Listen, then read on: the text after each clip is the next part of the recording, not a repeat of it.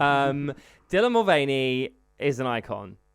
Right. That's today's episode. Thanks for listening. We'll see you again next week. Who is that? Oh my God, what? Dylan Mulvaney is a trans woman influencer who recently got cancelled by the internet because Bud Light sponsored Dylan and then the right-wing Americans. Kid Rock, right? Who? Kid Rock. Who is Kid Rock? He's a rapper turned country singer. Right. And he was shooting all the Bud Light cans. Oh, I saw that actually, but I didn't know who it was. Yeah. Right. That's funny that we both have the exact opposite problem there, in that we know the reference but not the person. Yeah. It's ridiculous. And then Bud Light dropped from being the number one beer in America to the number two beer, and so everyone was like, see, go woke, go broke. But Kid Rock is still serving it in his bar in Nashville. Is he? Mm-hmm. So what was that about then? Well, I guess he doesn't have... It doesn't mean anything, does it? He's just a publicity stunt. I just don't think the go woke, go broke argument holds up, because... And this is why corporate pride is very important, actually.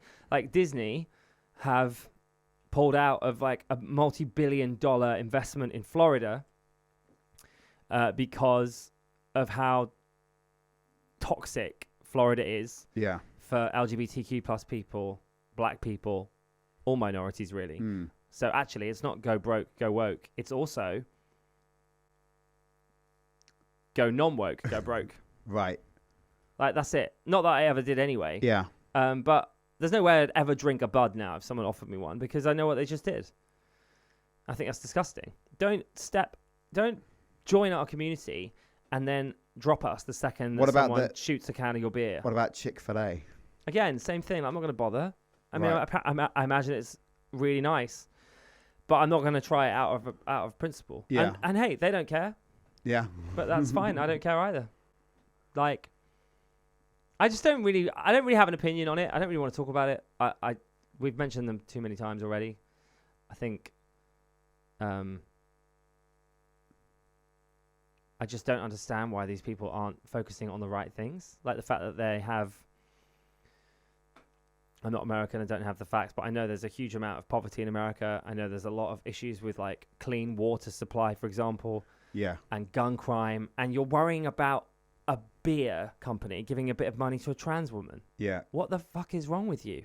How can you not see the insanity of that? Well, I don't think that they do think that I don't think they are worried about it at all. I think it's all just a front. Do you? Yeah. A front for what? Well, Kid Rock's getting PR out of it. Right. All press is good press, right? Do you honestly think it is that? Yeah, I really do. That's a nice way of looking at it, but... The people... I still don't think that most people care, actually, about this kind of stuff.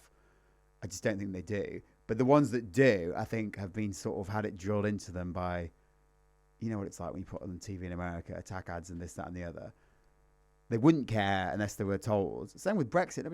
Nobody actually gave a shit about Europe, did they? Either way. I can't understand why there's such a lack of empathy everywhere. It is deranged. Yeah. And then in this country, in the UK, when you see... Yeah, it's deranged. I now think it's absolutely crazy. The fact that Suella Braverman will stand in Parliament and suggest that Keir Starmer could be the UK's next female prime minister, and she's making some shitty trans joke, and then Rishi Sunak's making some shitty really unfunny trans... Like, firstly, you're not comedians, stop making shit jokes. Yeah. Get on with your job. Secondly, leave trans people alone. They don't care about you, bro. They just want to live their life. Yeah. I don't think most conservative voters care. The majority of the country believe in trans rights.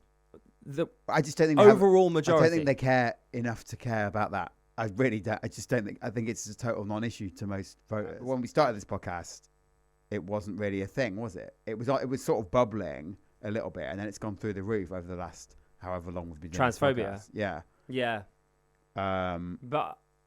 But then when we started this podcast, there was no Brexit, there was no Trump, there was none of that. I guess I like to be a little bit positive about it and think, that actually this stuff is happening because we're louder. Yeah. And we're getting more focus on us because we need more focus. But unfortunately, that does bring out the worst of society as well. Yeah. And we just need to keep pushing forwards. Yeah. That's my hope. I don't know if that's ignorant or naive. I think it's probably a little naive, but I'm clinging on to it for dear life. Yeah.